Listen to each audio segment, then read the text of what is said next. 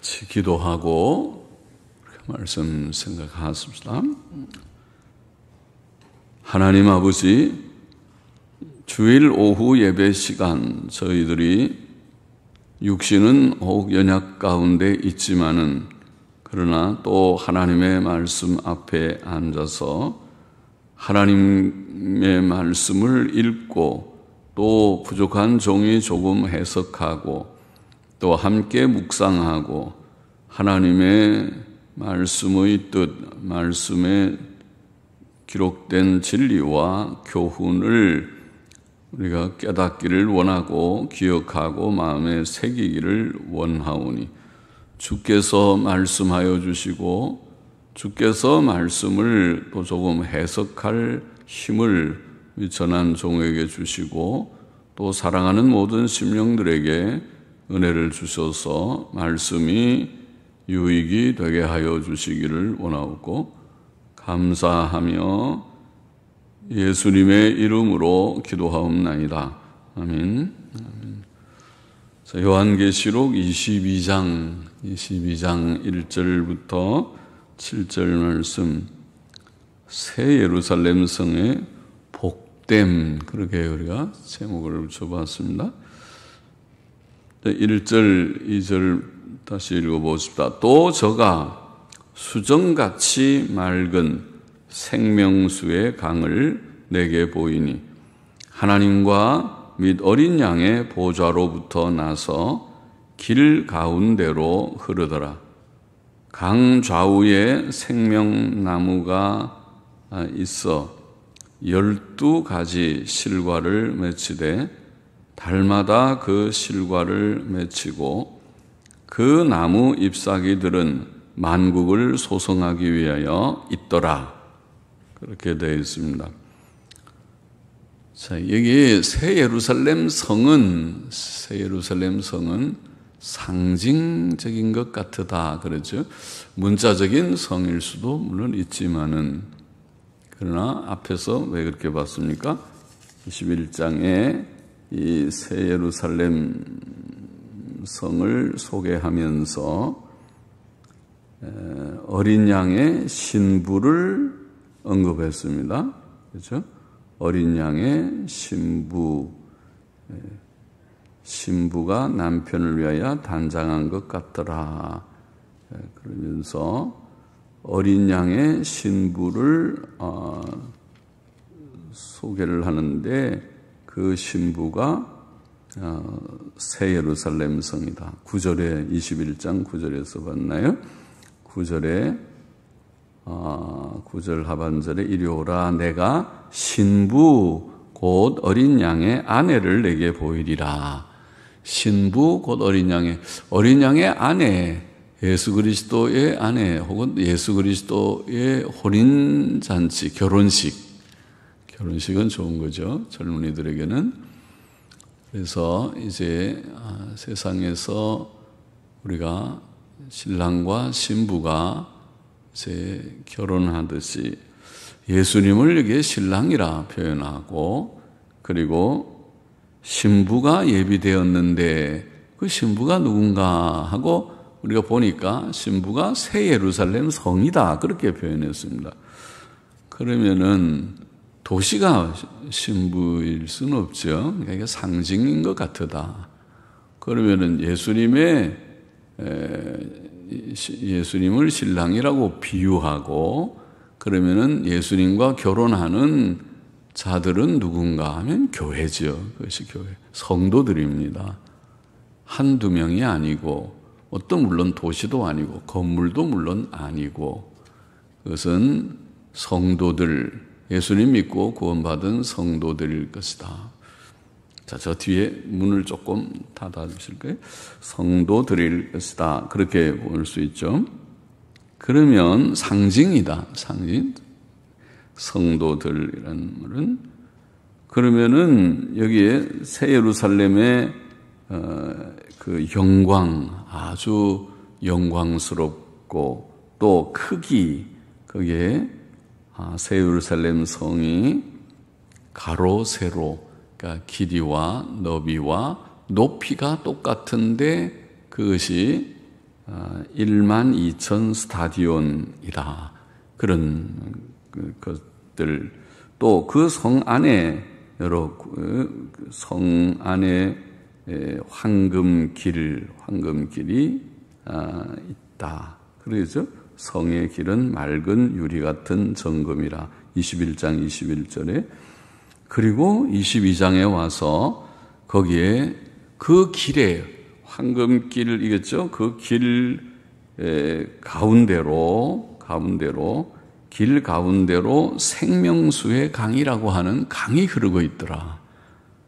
좀 좋은 그런 그 그림이죠. 그런데 이것을 상징이라고 보면, 문자적으로 보면 와, 멋있는 도시인데 그게 정방형, 굉장히 높이도 12,000 스타디온, 약 2,200km 되는, 와, 그게는 엘리베이터가 초고속 엘리베이터를 타고 가도 한참 올라가겠다. 2,200km면 엄청 먼데, 저 백두산에서부터 저 남쪽의 남해까지나 부산까지 거리보다도 갑절이나 더 먼데, 그 굉장히 도시도 큰 도시지만은 그런 도시가 없죠. 우리 나라보다도 백압절이나 큰 그런 도시인데, 문자적으로도 뭐 그러면은 그럴 수도 있겠지만은 이게 상징을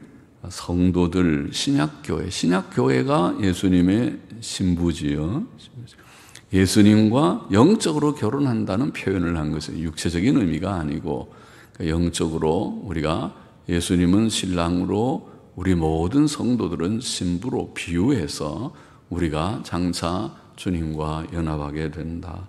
그런 이제 표현이라면은, 이게 새 예루살렘의 영광은 바로 성도들의 영광일 것이다.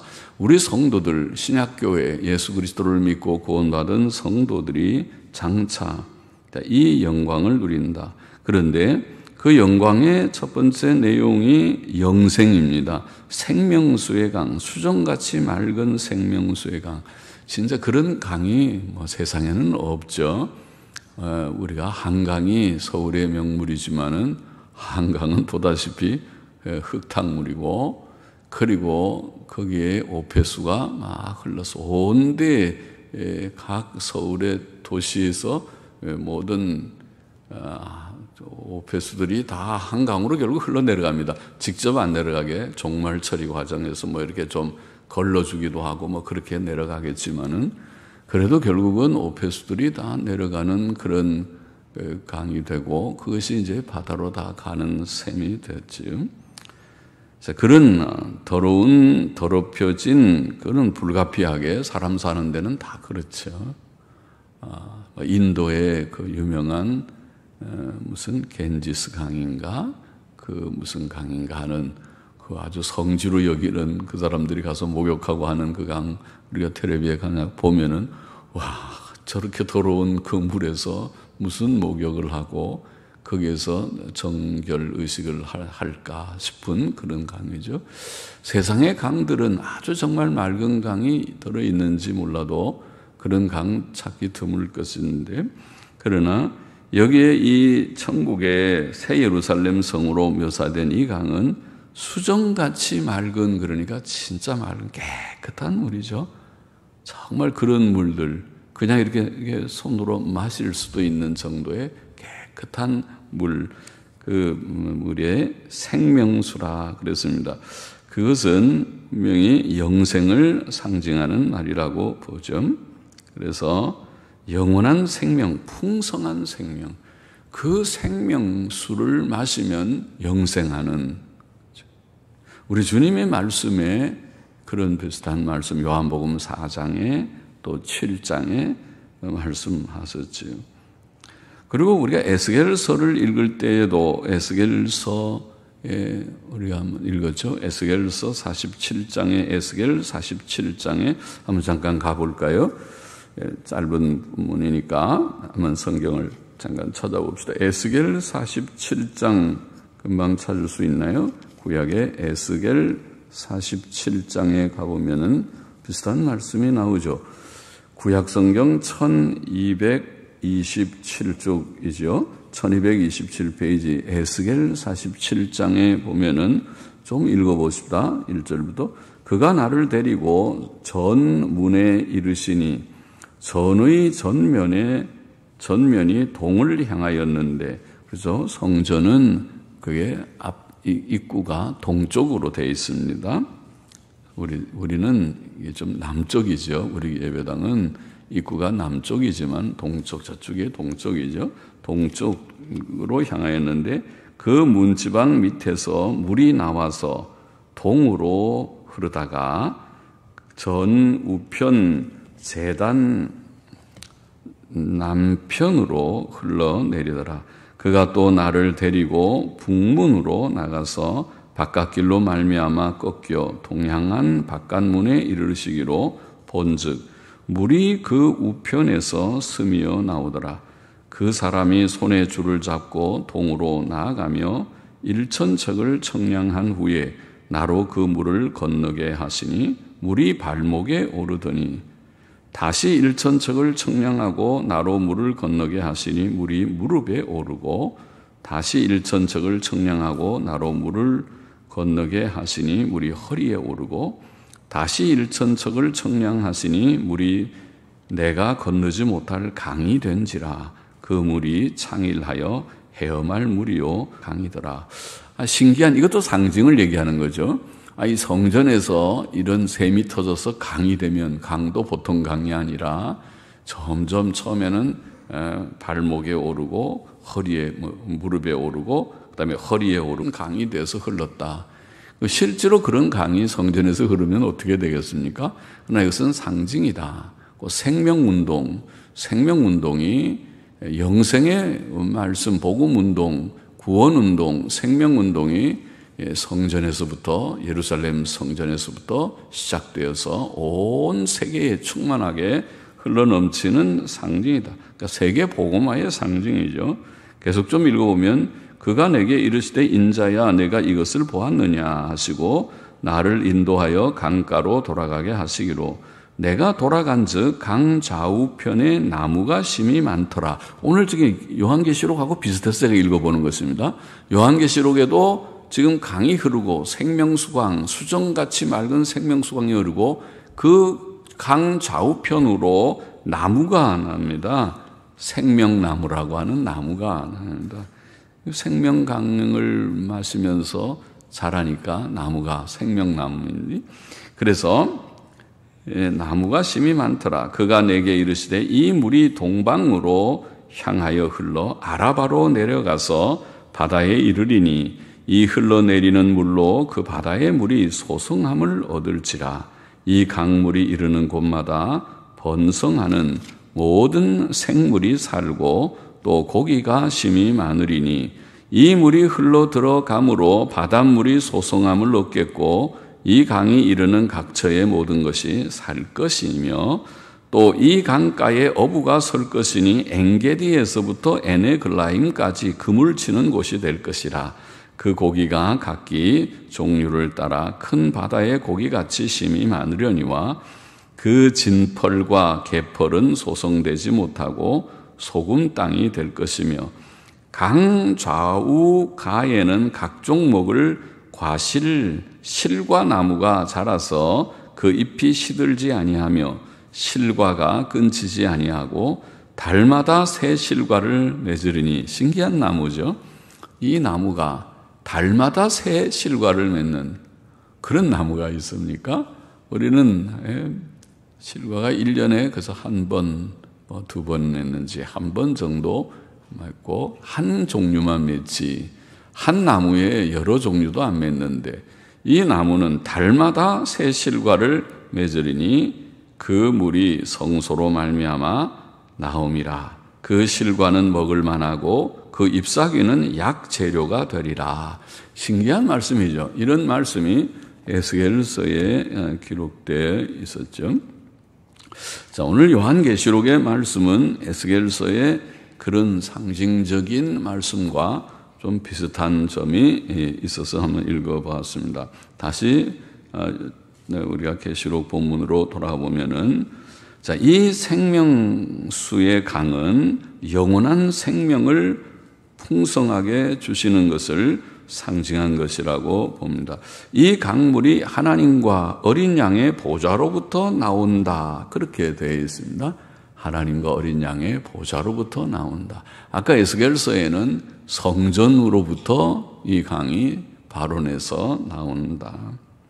자, 하나님께서 구원받은 우리에게, 구원받은 신약교회, 구원받은 성도들에게 영원한 생명을 주십니다. 조금이 아니고 많이 풍성하게. 이 생명운동은 예루살렘에서부터 시작된 이 운동이 온 세계를 복음화시키고 오늘 우리들에게까지 전달돼서 예수님 믿고 구원받고 풍성한 생명을 누리는 그런 자리에 이르게 되었습니다. 우리 요한복음도 좀 같이 한번 잠깐 읽어보십시다. 신약성경 요한복음 4장 금방 찾을 수 있나요? 요한복음 4장 14절 예수님께서 수가성의 그 여인에게 말씀하시는 말씀의 내용에서 우리가 나온 말씀이죠. 4장 14절 찾으셨습니까? 4장 14절 내가 주는 물을 먹는 자는 자, 수가성 여인은 그 운물, 수가성에 있는 운물의 물을 기르러 나왔다가 예수님 만났는데 그래서 그 운물물을 지금 얘기하는 줄 아는데 주님께서는 이 물을 먹는 자마다 다시 목마르려니와 내가 주는 물을 먹는 자는 영원히 목마르지 아니하리니 나의 주는 물은 그 속에서 영생하도록 솟아나는 샘물이 되리라. 신기한 말씀을 하셨어요. 이것도 상징이죠. 상징적인. 좀 어떤 물, 영생수가 있어서 어느 기도원에서 파는 그런 생수병에 들어가는 물을 말하는 게 아니고 그런 물이 아니고 상징적으로 예수님을 믿음으로 성령을 받아서 우리가 생명, 영생의 생명이 우리 속에서 넘쳐 흐르는 메마르지 않고 늘 우리가 연약하지 않고 생명이 이 영원한 생명이 우리 속에서 흘러넘치는 그 구원의 생명을 가리키는 말씀이죠. 요한복음 7장 37절에 주님께서 또 말씀하셨어요. 7장 37절에 명절 끝날 곧 큰 날에 예수께서 서서 외쳐 가라사대 누구든지 목마르거든 내게로 와서 마시라. 목마르다는 말은 그냥 물은 저 앞에 우리가 생수통에서 물 한 컵 받아서 마시면 되고 집에서 우리가 물 마시면 되지만 그 말이 아니라 정말 목마르다는 것은 하나님을 찾고 또 우리 죄 문제 해결을 구하고 심령의 참된 평안을 갈구하고 내 속에 가란 영적인 영혼의 가란 영혼의 목마름 가람을 충족시켜 줄 수 있는 물 말입니다. 인생의 참 문제 해결이 되는 그 물 말이죠. 마음의 참된 평안을 얻기 원하는 자가 갈급해야 하는 그 물. 그거는 그냥 생수 마셔서 될 문제가 아니죠. 그 마셔서 된다면 비싼 생수 우리가 사서 마시면 되겠지만은 그걸 안만 마셔도 시원하지를 않아요. 하나님이 누구신지, 나는 누구인지, 죄의 문제는 무엇인지, 무엇이 구원인지, 인생의 삶의 참 가치와 의미는 어디에 있는 것인지, 현재의 삶은 무엇인지, 죽음은 무엇인지, 죽음 이후에는 무엇이 있는지, 그것에 대한 해답은 물 한 병에 있지는 않아요. 그것은 하나님이 주시는 진리의 영생의 진리, 복음 진리에 있죠. 그래서 주님께서는 누구든지 목마르든 내게로 와서 마시라. 예수님께로 오면 예수님께서 주신다. 나를 믿는 자는, 믿음을 얘기를 했어요. 나를 믿는 자는 예수님께서 와서 마시라는 말은 예수님을 알고 예수님을 믿고 예수님을 영접하고 예수님 안에서 사는 삶을 말하는 것이라는 말이죠. 나를 믿는 자는 성경의 이름과 같이 그 배에서 생수의 강이 흘러나리라. 성경에 이른 그것은 에스겔 47장의 말씀 같은 말씀일 터인데, 그렇죠? 생수의 강이 상징이로구나. 그것은 구원운동, 생명운동을 말하는군요. 영생을 받는 일을 말하는 것이로구나. 곧 그것은 성령의 역사로 되는 것이다. 배에서 생수의 강이 흘러나리라 하시니 이는, 그것을 설명하기를, 예수님 말씀을 설명하기를, 이는 그를 믿는 자에 받을 성령을 가르쳐 말씀하신 것이라. 예수께서 아직 영광을 받지 못하신 고로 성령이 아직 저희에게 계시지 아니하시더라.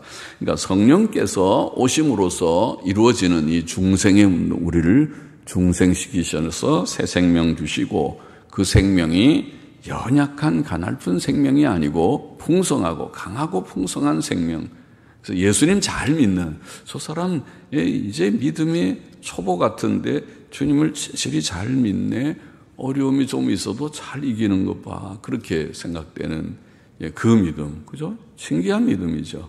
하나님이 주시는 생명이 아니고는 생각할 수 없는, 사람이 한번 믿어보겠다 결심이 맺히는 거예요. 작심삼일이라고 보통 말하는데, 내가 굳게 결심해봐도 3일도 잘 못 가는 것이 인간의 결심이지만, 하나님의 생명은 달라요. 하나님이 주시는 그 믿음, 하나님이 주시는 그 마음의 결심, 그것은 3일이 아니라 300일, 3000일, 3만일, 영원토록 하나님께서 우리에게 주시는 그런 은혜입니다. 여기에 생명수의 강은 상징이다고 봅니다. 풍성한 생명이 흐른다. 누구에게? 신약교회 속에, 성도들의 심령 속에, 주의 말씀대로 성도들의 심령 속에서 꽝 터져서 콸콸 흘러나오는 샘물과 같은 생명의 역사다. 생명수의 강은 길 가운데로 흐르고 그 강 좌우에는 생명나무가 있고, 길이 흐르고 그게 나무도 자라서 나무는 열매를 맺으니까 열매를 맺고, 12가지 실과를 맺히되 달마다 그 실과를 맺히고, 그 나무 잎사귀들은 만국을 소성하기 위하여 있더라. 참 아름다운 표현이죠. 그것은 천국 백성에게, 오늘 우리들 하나님의 백성, 천국 백성에게 다양하고 풍성하게 생명력을 돋워주는 그런 실과들을 맺히게 된다. 또 그 나무 잎사귀들은 만국의 생명력과 활기를 주는데 사용될 것이다. 자, 이런 모습입니다. 천국의 그런 영광을 보입니다. 천국에는 생명의 쇠약함이 없을 것이다. 쇠잔함이 없을 것이다. 지금 우리가 지상은 우리가 예수님 믿고 구원을 받아서 많이 나의 자신을 이기고 환경을 이기고 살고는 있지만은, 그래도 때때로 우리가 연약해지고 침체되고 또 낙심이 좀 오고 두려움도 오고 그럴 수 있어요. 지금 우리가 육신을 가지고 있고 세상 아직은 천국이 아니니까 그럴 수 있죠. 그래도 잘 이겨요. 그래도 상당히 이기는 편이죠. 좀 연약해지다가도 다시 또 기도하고 힘을 내고, 다시 또 좀 낙심이 되다가도 다시 용기를 가지고 주님을 앙망하고, 이렇게 엎치락 뒤치락 싸움이 있는 것과 같지만은, 그러나 실패하지 않고 승리합니다. 예수님 믿는 사람들은 승리하는데, 그러나 천국에 가면 이제 싸움도 없겠죠. 거기는 더 이상 싸움이 없는 충만한 생명의 풍성함, 또 생명력의 풍성함이, 거기에는 병도 없을 것입니다. 코로나 바이러스 전염병도 물론 없습니다. 병원도 없을 것입니다. 거기 가면 더 이상 마스크도 끼지 않을 것입니다. 천국은 항상 건강과 활기가 넘치는 곳일 것입니다. 그거 좋습니까? 좋지요, 그것이. 건강하고 활기차게 사는 게 좋죠. 땅 위에서도 그렇게 살기를 원하죠, 사실은. 너무 침체되는 것보다 항상 기뻐하라, 주 안에서 기뻐하라 그랬지, 주 안에서 우울하라 그러지 않았습니다. 우울하지 마십시오. 할 수 있는 대로 기쁘게 사십시오. 모든 것들을 긍정적으로 생각을 좀 하는 게 좋습니다. 주님을 믿으니까 주 안에서 긍정하라는 말이죠. 세상적으로 그냥 그렇게 막 무슨 근거가 있어요? 세상적으로는 긍정할 근거가 별로 없지만, 주 안에서 주님이 나를 도우시고 함께 하시고 나의 목자가 되시고 나의 공급자가 되시고 보호자가 되시고 나의 위로자가 되시고 나와 늘 함께 하시는 것을 믿습니다 하는 그 믿음의 근거에서 항상 기뻐요. 좀 밝게 살고 씩씩하게 살고 많은 걸 좀 긍정적으로 생각하고, 또 어려움이 있어도 또 하나님이 나를 도우실 것을 믿고 잘못돼서 어려움이 있으면 회개하고, 그러나 잘못이 있지 않고 하나님 주신 어려움이라면 좀 참고 기다려보고 어떤 뜻이 계시겠지, 무슨 뜻인가. 그냥 훈련이라도 체력 단련도 하는 것이니까 욥의 고난이라도 바울의 육체의 가시라도 한번 감당할 수 있도록 인내하고 나가야 되겠다는 것입니다. 그러나 천국에 가면 더 이상 그런 싸움은 없다. 거기에는 영생 복락을 누리는 곳이 될 것이다. 3절 봅시다. 다시 저주가 없으며 하나님과 그 어린 양의 보좌가 그 가운데 있으리니 그의 종들이 그를 섬기며 그의 얼굴을 볼 터이요 그의 이름도 저희 이마에 있으리라. 다시 밤이 없겠고 등불과 햇빛이 쓸데없으니 이는 주 하나님이 저희에게 비추심이라. 저희가 세세토록 왕노릇하리로다. 새 예루살렘의 특징이 많지만 이게 저주가 없을 것이다. 이 세상과 대조되는 거죠. 이 세상은 창세기 3장 17절 18절에 보면은 하나님께서 아담과 하와가 범죄한 후에 아담과 하와에게 아담에게 이렇게 말했죠. 네가 네 아내의 말을 듣고, 아담이 하와 사랑하는 아내, 예쁜 아내의 말을 듣고 범죄하지 않았어요. 그러니까 네 아내의 말을 듣고 내가 너더러 먹지 말라 한 나무 실과를 먹었은즉 땅은 너로 인하여 저주를 받고 너는 종신토록 수고하여야 그 소산을 먹으리라. 땅이 내게 가시덤불과 엉겅퀴를 낼 것이라. 가시덤불과 엉겅퀴는 좋지 않은 식물이잖아요. 그것이 별 쓸모가 없는 것 같아요. 가시만 찔리고 그거 뭐에다가 쓰는지, 나중에 불 떼는 데나 쓸는지 그런 것들도 난다고요. 그렇게 됐어요. 왜? 죄를 지어서, 아담이 죄를 지음으로, 아담과 하와가 죄를 지음으로 땅이 저주를 받아서 그렇게. 그럼 우리는 지금 저주받은 세상에서 사실은 살고 있어요. 이건 염세주의가 아니고 비관주의가 아니고 사실입니다. 진리입니다. 이 땅은 저주받은 세상입니다. 그러나 저주받은 세상 속에서 이제 새 생명 운동이 있어서 우리는 그 안에서 기뻐하고 감사하고, 사망의 음침한 골짜기 같은 세상이지만은 여호와 나의 목자시니 내가 평안하고 담대하게 살고 그런 것뿐이지, 이 세상이 저주받지 않은 세상이 아니어서 그런 것은 아니라, 세상 자체는 저주받은 세상이고 변화될 옛 세상은 지나가고 새 세상이 와야 되는 세상이라는 것은 진리지요. 그것은요, 진리죠. 그거는 염세주의가 아니죠. 예수님께서 십자가 대속 사역을 이루심으로 땅의 저주를 거두시기 시작해서 지금은 원리적으로는 거두어졌다고도 볼 수 있고, 그러나 실제로는 아직 어두운 그늘이 있는 세상. 그러니까 코로나 바이러스도 있지. 그렇지 않으면 뭐 이런 게 있어요. 그렇게 많은 사람들이 죽고 감염되고 세계적인 대재앙처럼 되는 것이 아닙니까? 성도들은 이제 천국에서는 더 이상 이런 저주가 없을 것이다. 세상은 저주받은 세상이지만 천국에는 저주가 없을 것이다. 또 성도들은 천국에서 하나님과 어린 양을 섬기며, 그렇게 표현했죠. 하나님과 어린 양을 섬기며 그의 얼굴을 볼 터이다. 그렇게 볼 것이다. 하나님의 얼굴을 뵙게 됩니다. 하나님은 영이시니까 못 뵙지만 예수님은 볼 수 있죠. 예수님, 하나님의 아들 예수님은, 하나님의 본체이신 예수님은 우리가 얼굴을 뵙고, 예수님이 저렇게 생기셨구나 알게 될 것입니다. 그리고 하나님과 예수님과 교제하게 될 것이다. 또 그의 이름이 그들의 이마에 있을 것이다. 우리들의 이마에다가 하나님의 이름을 새기듯이 우리의 소속이 분명히 하나님의 자녀들, 하나님의 사랑하는 백성이라는 인침이 있다는 것이겠죠.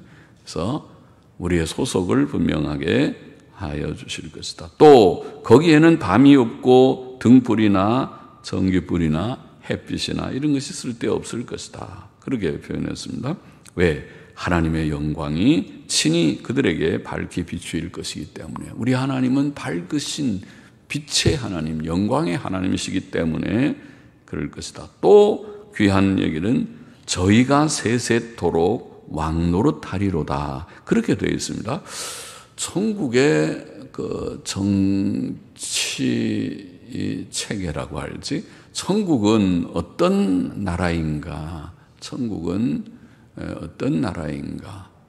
할 때 천국은 여기 보면 성도들이 세세토록 왕노릇한, 왕은 하나님이신데, 하나님이시면 신정국가여야 되는데, 신정국가 그러면은 우리는 다 그냥 복종만 하면 되는 것으로 생각되는데, 여기에 표현을 보면 저희가 세세토록 왕노릇하리로다. 그러면은 천국은 진짜 민주국가 같으네. 민주국가를 우리가 보통 그러잖아요. 민주주의를 정의하기를, 민주주의는 국민에 의한, 국민을 위한 그런 정치를, 체제를 민주주의라고 말하죠. 민주주의의 주인은 국민이다. 그러니까 국민이 대표자를 뽑고, 대표자는 국민을 위해서 봉사하는 봉사자에 불과하지, 대표자가 만일 그 권한을 자기가 마치 왕이나 된 것처럼 권한을 그렇게 전횡적으로 행사하면 그 권한을 가지고 남용하거나 악용하거나 폭군 내 백성들 위해 군림하듯이 하면 그는 민주주의를 모르는 자이죠. 그래서 우리가 대통령을 뽑을 때 대통령은 4년, 5년 그렇게 딱 한계를 정해서 대통령을 하지. 그러면 4년, 5년짜리 대통령이 마치 100년 대통령 하는 것처럼 그렇게 정치를 하면 곤란하죠. 겸손하게 내가 4년, 5년 동안 나라를 위해서 봉사하겠다. 그래서 내가 봉사하는 동안 나라가 조금이라도 안정되고 더 발전하기를 원한다. 전에 온 모든 사람들도 수고했지만은 그들보다 조금 더 이어서 발전시키면 좋겠다. 이런 정도의 겸손한 마음을 가지고 정치를 하면 좀 되겠죠. 그렇게 하면은 잘 되겠죠. 그처럼 이게 천국을 표현하기를 세세토록 왕노릇한다라는 말은 우리의 천국의 구성원인 모든 성도들이 왕 같은 그런 특권을 가지고 천국에서 생활하게 될 것이다. 그것을 보인다고 생각됩니다. 놀라운 얘기죠. 왕 같은 신분이라. 우리가 그러면 하나님을 섬겨도 억지로가 아니고 자발적으로, 자원적으로, 하나님은 하나님이시니까 우리가 섬기지, 하나님을 섬길 때 굉장히 억지로 섬기기 싫은데 마치 종들이 하기 싫은 일을 시켜서 하듯이 하는 것이 아니고, 하나님을 즐거이 자유함으로, 자유로이 또 자발적으로, 자원적으로 섬기게 될 것이다. 거기에는 범죄하는 일이 결코 없을 것이다. 하나님 명령을 거역하고 범죄하는 일은 없을 것이다.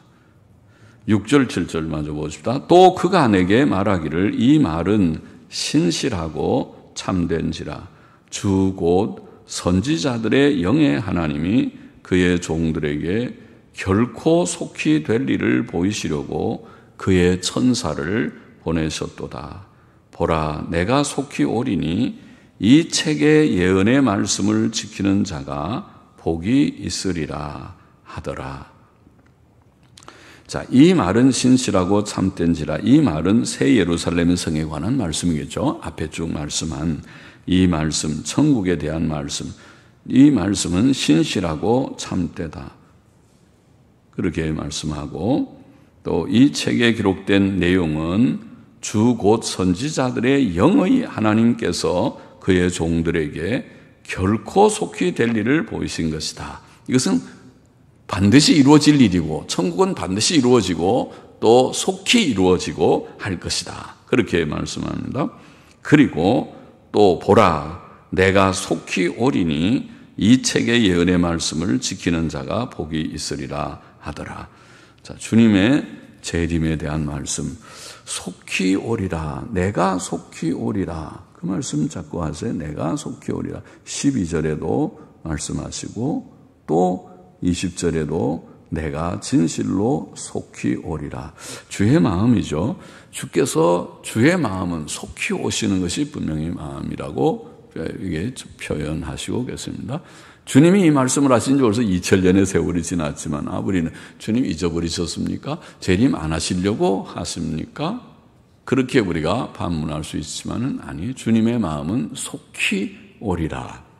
그렇게 주의 마음을 분명하게 표현하셨습니다. 그리고 이 예언의 말씀을 지키는 자가 복이 있다고 말씀을 하셨습니다. 이것은 계시록 1장 3절에도 말씀한 내용이죠.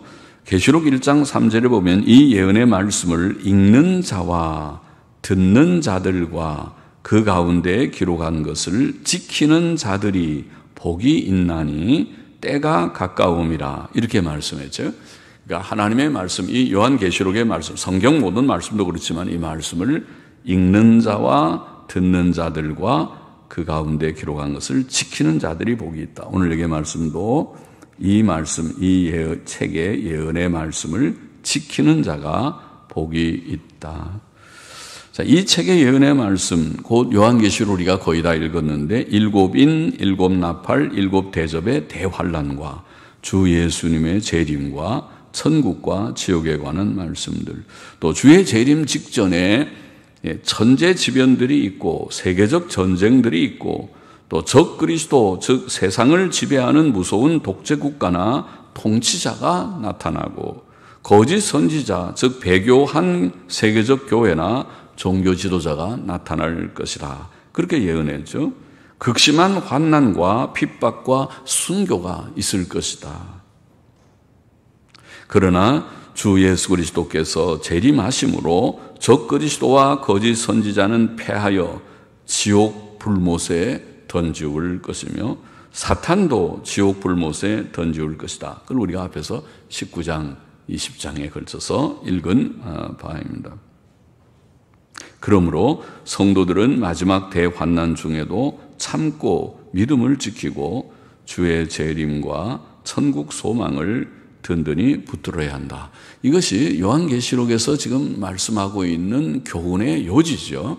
요한계시록은 주의 재림 전에 대환난의 시대가 있다는 것을 6장부터 19장에 걸쳐서 말씀하고 있다고 보이고, 그것이 일곱 인, 일곱 나팔, 일곱 대접의 대접으로 그 상징적으로 예언된 그런 말씀들이라고 보고, 그리고 이 속에서 아침내 큰 핍박도 있고 대환난도 있지만은 성도들이 믿음을 지키고 인내하면서 잘 주의 재림을 대망하고 주의 재림을 맞이하도록 해야 된다.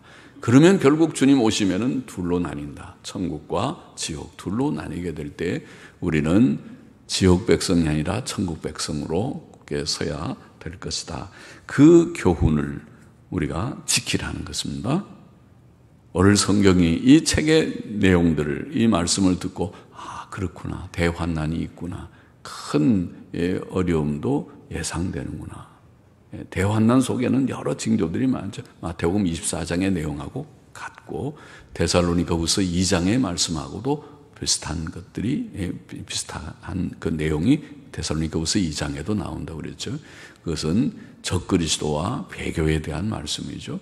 그러니까 지금 이 요한계시록에서는 좀 더 구체적으로 나와 있는 그 모든 앞으로 대환난 시대의 내용들이 무엇인지 하는 것이 다 증거되어 있으니까 그것을 우리가 다 기억하면서 대환난 시대를 대비하라는 것입니다.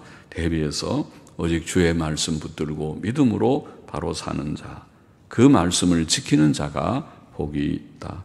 오늘 두 가지 교훈을 우리가 정리하고 마칩시다. 첫째는 새 예루살렘 성이라고 하는 이 환상, 21장, 22장에서 5절까지에 나와 있는 이 환상은 상징이라고 우리가 봤습니다.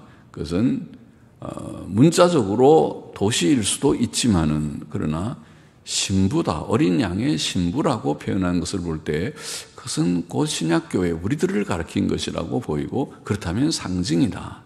그 신약교회가 지금도 생명의 풍성함을 누리고 있지만은 천국에 가면 진짜 영생의 풍성한 영광을 누리고 21장에서 22장 초도에서는 풍성한 생명을 누리게 될 것이다. 거기에는 다시 저주가 없을 것이다. 또 하나님과 오늘 교제하고 22장에 하나님을 섬기며 그 얼굴을 배울 것이며 특별히 천국 백성은, 오늘 신약 성도들 천국 백성은 왕같은 신분을 누릴 것이다. 그렇게 되어 있습니다. 우리가 천국은 진짜 우리가 세상에서 말하는 민주주의는 물론 하나님 없는 민주주의지만은 천국은 마치 우리 장로교회 제도처럼, 장로교회는 우리가 민주적이라고 말하지만은 그렇다고 해서 민주주의라고 해서 모든 사람이 다 생각한다고 모든 것을, 사람의 생각이 모든 걸 지배하는 것이 아니라 하나님이 첫째고 성경 말씀이 첫째고 그 안에서, 하나님의 말씀 안에서 우리 모든 성도들에게 하나님이 영적인 특권을 동등하게 주셨다고 생각해서 그들이 세우는 말은, 그러니까 천국이 그와 좀 비슷한 형태가 아니겠는가. 하나님 안에서 우리 모든 성도들에게 왕같은 그런 특권을 부여하셔서 그들이 자발적으로, 자원적으로 하나님을 섬기고 서로 사랑하며 살아가는 그런 모습이 아닌가 싶습니다. 자, 여기에 새 예루살렘 성은 바로 우리들 신약교회를 상징한 것이라고 본다. 곧 영화된 교회, 영화롭게 된 교회가 새 예루살렘 성으로 상징된 것이라고 보인다. 자, 그 첫 번째 우리가 생각하고, 둘째로 오늘 방금 말씀드린 대로 우리는 요한계시록의 예언과 말씀을 지켜야 된다. 지키는 것이 복되다. 우리는 이 세상 사는 동안 성경 말씀대로 사는 것이 복입니다. 그것이 성경의 가르침이죠. 시편 1편의 말씀이고 119편의 말씀이고, 그렇죠? 성경 말씀대로 우리가 사는 것이 참 하나님이 기뻐하시는 것이다. 그것을 깨닫게 되기 때문에 우리가 늘 말한 대로 이 세상에서도 아무리 바빠도 새끼밥은 들고 살지 않으세요.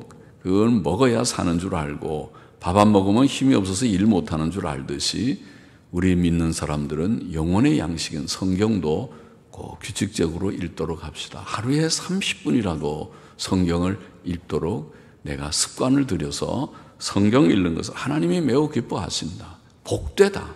성경을 읽고 오늘 말씀대로 그 예언의 말씀을 읽고 지키는 자가 복되다. 그 예언의 말씀의 내용은 방금 말한 대로 장차 극심한 대환난과 핍박과 순교의 시대가 올 것이다. 역사상 그런 때가 종종 있었죠. 오늘은 우리는 그렇지 않아 보이지만은 그러나 미래를 우리는 예측할 수 없어요. 어떤 시대가 올지.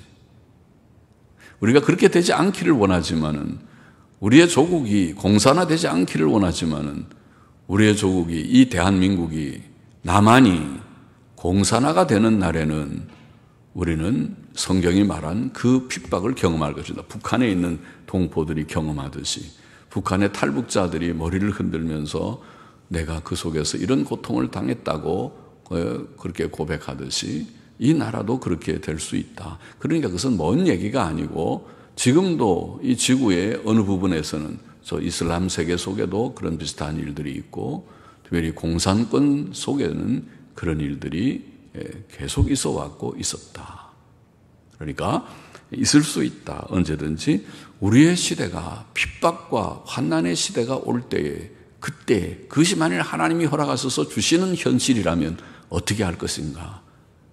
이것이 성경이 예언된 그 예언의 성취의 부분이로구나 생각하고, 우리는 그때 낭망치 말고 믿음을 굳게 갖고 이때가 곧 순교의 때가 될 수 있다 생각하고, 시대의 풍조와 타협하지 말고 불신앙과 배교와 음란과 온갖 죄악에 물들거나 타협하지 말고 끝까지 바른 믿음, 속죄신앙 갖고 천국 소망 가지고 잘 참고 성경의 교훈대로 바르게만 사는, 정직하게 선하게 진실하게 살아가는 우리 모두가 되십시다. 되어야 할 것입니다. 그것이 복된 삶이다. 그렇게 말했습니다. 장차 우리가 복된 예루살렘 성이 될 것임을 소망하면서 예언의 말씀을 지키는 복된 자가 되기를 원합니다.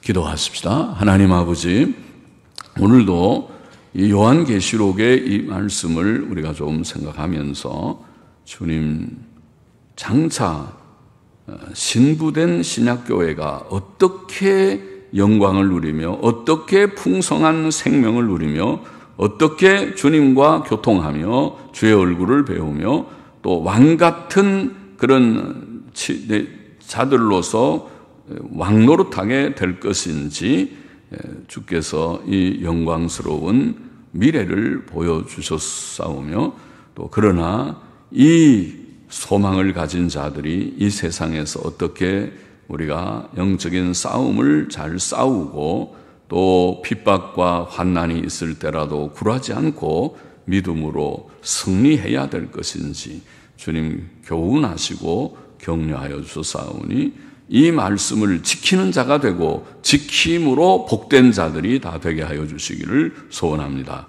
예수님의 이름으로 기도하옵나이다. 아멘. 아멘. 우리 찬송가